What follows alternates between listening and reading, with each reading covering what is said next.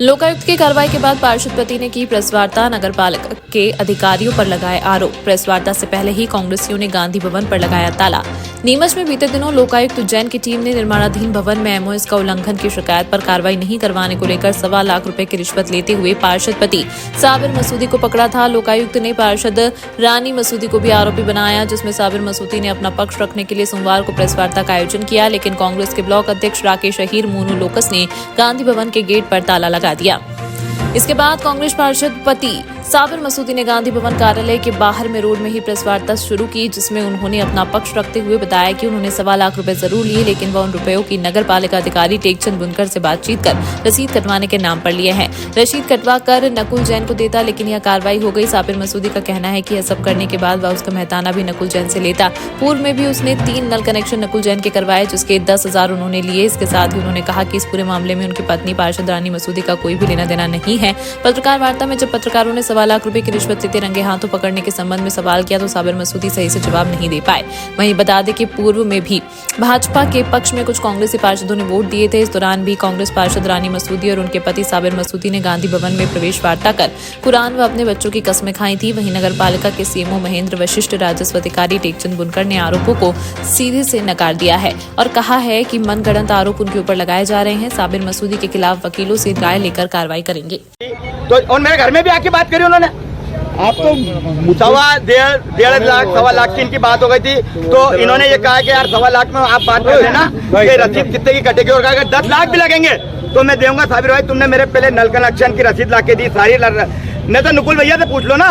और बताओ आप इसमें किसको शामिल, कौन शामिल है, किसको पैसे देते थे आप? मैं देखो पैसे नहीं है भाई साहब, किसके पास जाना था पैसा जो 1.5 लाख? ये 1.5 लाख की रसीद, 1.25 लाख की रसीद कटती और भी ज्यादा लगते तो नकुल भैया उसमें देते। किस बात की? अरे मसूदी जी, का उल्लंघन का ये जो कराना इन्होंने, रसीद की गणित है, रसीद कोई कटती ही नहीं थी। अरे आप अभी आपने प्रेस वार्ता में टेक्शन, अगर ये रसीद नहीं कटी तो मैं पार्षद रानी मसूदी से निवेदन करूंगा, क्योंकि हमारी पार्षद है वो, कि इसको जमीन दोष कर दें, और नहीं तो सीएमओ के खिलाफ धरना दिया जाएगा, अध्यक्ष के खिलाफ धरना दिया जाएगा। अभी आपने प्रेस वार्ता में टेकचंद जी का नाम लिया, उस पे बोलो। टेकचंद जी का ये है कि उन्होंने ये कहा है, मैं गारंटी ली थी, गारंटी ली थी कि मैं रसीद काटूंगा, मैं रसीद कटवा के दूंगा तो पैसे लूंगा, तुम तो लिया ना, और जो होगा मतलब मैं करके दूंगा, तो मतलब इस काम को मानना। शहर में एमओएस का उल्लंघन की बिल्डिंगें बन रही है, एमओएस के उल्लंघन बहुत हैं शहर में, बहुत हैं। उसके बाद आदमी डर रहा है एमओएस के उल्लंघन से। उसके बाद पैसे देके मैनेजमेंट बैठ जाता है क्या? भ्रष्टाचार कर करके नगर पालिका में अधिकारी को दे के वो बचे हुए हैं। और जिस दिन ये लोकायुक्त की टीम जैसे कल आई, मैं उनको सलाम करता हूँ। अरे आप, इनका सवाल ये है कि एमओएस का उल्लंघन करने पर आदमी पैसे देके बच जा रहे हैं। नहीं, रसीद कटाने के बाद बचेगा वो, तो एमओएस उल्लंघन होता रहेगा। अगर बंगला बगीचा है, वो शासन ने कोई ऐसे नियम बता दिए थे छोटे छोटे। अभी आप 1.25 लाख रुपए का मेहनताना क्या लेना चाहते हैं आपने? और आप एक तो आपको कांग्रेस कार्यालय में कुछ नहीं दिया गया, ऐसा क्यों? वो इसलिए कि भाई लोकायुक्त का मेरे पे मामला कर दिया उन्होंने, मेरे पे करा, मैं ही गया था पैसे लेने, और मैं मना भी नहीं कर रहा हूँ। वो जहाँ बुलाएंगे मैं तो वहाँ जाऊंगा। मेरे मामले में रसीद कटनी थी, आप क्यों वहाँ पहुंचे? अरे यार, उन्होंने मेरे को काम बताया ना, मैं मेरे मेहनताना बोला ना, उन्होंने साबिर ये काम करा दिया। मैं तूने नगर पालिका ने आपको भेजा था।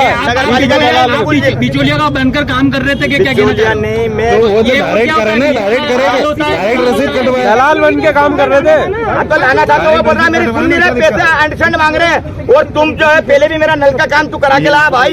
ये कुल मिलाकर के अगर कहा जाए, नगर पालिका के सारा कामों का ठेका आपको दिया गया, उन्होंने क्या मेरे आप बिचौलिया बन के काम करना भाई चले जाए ना, मेरा कॉल डायरेक्ट चला जाता। नहीं, वो क्या है, तो बड़े लोग हैं, उनके पास टाइम नहीं है, उन्होंने बोला, मैं फिर बार बार बोला कि उन्होंने मेरे को पहले भी नल लगवाने के लिए, और मैंने उन्हें रसीद ला के दी। आरोप है कि आप ही शिकायत करवा रहे थे और आपने नहीं, मेरी कोई शिकायत नहीं है, ना रानी मसूदी की कोई शिकायत है। फर्जी नाम से करवा रहे थे? नहीं, कोई फर्जी नहीं, वही बता रहे, पत्रकारों का नाम आ रहा कर, और जो है वो पत्रकारों का नाम दे रहा है। नाम बताओ पत्रकार का, पत्रकार का नाम बताओ। कौन? वो मेरे को उनका जावेद भाई का बता रहे थे। जावेद भाई कौन? अपने ये प्रेस वाले है ना, ये चैनल चलाते हैं। अच्छा, अरे यार, ये खड़े थे। जावेद भाई, तुम्हारा नाम आ रहा है, इधर आओ। इनका नाम लिया अनुकूल यार, वो मेरे को परेशान कर रहा है। नहीं, अच्छा, हाँ? कि ये एमओएस का उल्लंघन है, लोकायुक्त की टीम का कहना है कि पार्षद की सहमति के बाद आप पैसे लेने गए थे वहाँ पे। नहीं, उन्होंने बयान दिया कोर्ट में पेश कर रहे हैं। पार्षद का तो होश ही नहीं पार्षद को कि क्या हो रहा है। लोकायुक्त की टीम से मैं नहीं, लोकायुक्त की टीम है ना। अच्छा एक बात बताओ, लोकायुक्त के द्वारा पकड़े जाने के बाद नैतिकता के आधार पे आप इस्तीफा देंगे? लोकायुक्त मैं काय का इस्तीफा दूंगा? रानी साबिर रानी मसूदी का कोई रोल नहीं है, रानी मसूदी इसमें इन्वॉल्व नहीं है। अगर आरोपी बनाया तो लोकायुक्त का जो वो भी शामिल बताया। नहीं मेरी बात सुनो। अगर वो शामिल, उन्होंने नकुल भाई से बहुत अच्छी प्लानिंग करके आए हैं। और ये जो आप बता रहे हो ना, अच्छा प्लानिंग किसने की, केवल आप तो ये बता दो, आपको फंसाने की प्लानिंग किसने की, आप ये नाम बताओ। नकुल शराब, नकुल जी जैन, क्या कारण के? अब मेरी बात सुनो, आपको क्यों फंसाया उन्होंने, क्या कारण? मेरे को इसलिए कि देखो लोग उनको परेशान कर रहे थे, तो बोले कि ये पार्षद का पति है और मजदूर आदमी है, पहले भी मेरा काम करके ला, तो ये करके ला देगा। चलिए आपका नाम? साबिर मसूदी से मेरी कभी कोई किसी बात की चर्चा हुई नहीं है। और रहा एमओएस पे सवाल, तो न मेरा वो विभाग है, ना मेरा उससे कोई लेना देना है, ना साबिर मसूदी से इस प्रकार की कोई बात हुई है। आपके माध्यम से मुझे ये पता चल रहा है कि उसने ऐसा आरोप लगाया है, वो सरासर मिथ्या है। और यदि ऐसा आरोप वो लगाता है मुझे, तो उसके खिलाफ कानूनी कार्रवाई की जाएगी। डीपी ज्वेलर्स का किस बात का सेटलमेंट हुआ है? मेरे द्वारा कोई डीपी ज्वेलर्स का सेटलमेंट नहीं है। डीपी ज्वेलर्स के होर्डिंग्स लगाने वाली बात थी, जिसमें 94,000 रुपये नगर पालिका ने वसूल किए, 3 दिन की अनुमति दिए, बिना अनुमति लगाए गए थे, वो भी बोर्डिंग्स हटाए गए हैं हमारे द्वारा। और जो 1 दिन का लगाया उसका भी चार्ज नगर पालिका द्वारा वसूल किया। एमओएस के बारे में मुझे कोई जानकारी नहीं है, ना मेरा विभाग है वो। मैं इसके विरुद्ध कानूनी कार्रवाई करूंगा। मैं वकीलों से सलाह लेके इसके खिलाफ सख्त कार्रवाई करूंगा और ऐसे व्यक्तियों को सबक सिखा करने की पूरी कानूनी कार्रवाई करूंगा। और जो भी कानूनी दाव पेच है, मैं उसके खिलाफ पूरे अपना के और पूरी कार्रवाई करूंगा और ऐसे व्यक्तियों को सबक सिखाऊंगा। देखिए सर, नगर पालिका के नाम से कोई भी व्यक्ति अगर इस प्रकार की हरकतें करे और उसके बाद में जब वो धरा जाए, पकड़ा जाए, तो वो तो किसी का भी नाम लेगा बचने के लिए कि वो भी अब फलाने ने बोला, ढंग से बोला। रही बात, जैसे आप बता रहे कि बुनकर जी का नाम लिया है, बुनकर जी राजस्व शाखा के प्रभारी है और ये मामला निर्माण शाखा से संबंधित है।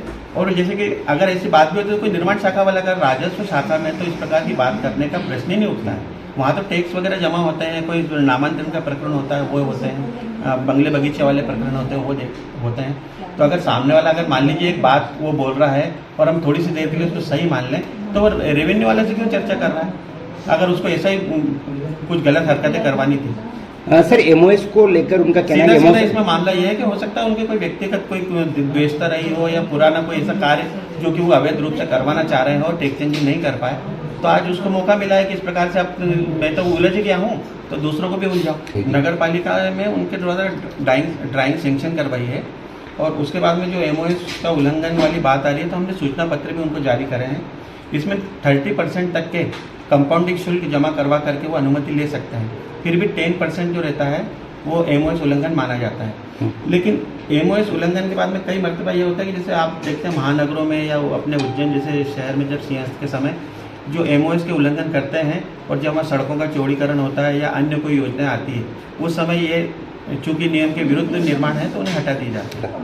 जी, वहाँ के सेटलमेंट के संबंध में अभी ऐसी कोई कार्रवाई नहीं हुई है। आप जो बता रहे हैं डीपी ज्वेलर्स, उनकी पूर्व की जो स्वीकृति है वही स्वीकृति यथावत है। हो सकता है कि उन्होंने कोई आवेदन दिया हो तो मेरे संज्ञान में अभी नहीं आया। हम लोग परिषद में ये विषय को रख रहे हैं और इसको वार्षिक टेंडर हम जारी कर रहे हैं, ताकि वर्ष भर एक ठेकेदार को हम दे देंगे। ठेकेदारी किसे कितने समय के लिए लगाना है, कितने स्क्वायर फीट के पोस्टर रहेंगे, वो उसकी वसूली करें और साथ ही एक मुश्त ठेके की राशि वो निकाय में जमा करवाए, ताकि ऐसी विवाद की स्थिति भविष्य में करते हैं और दूसरे करवा रहे हैं।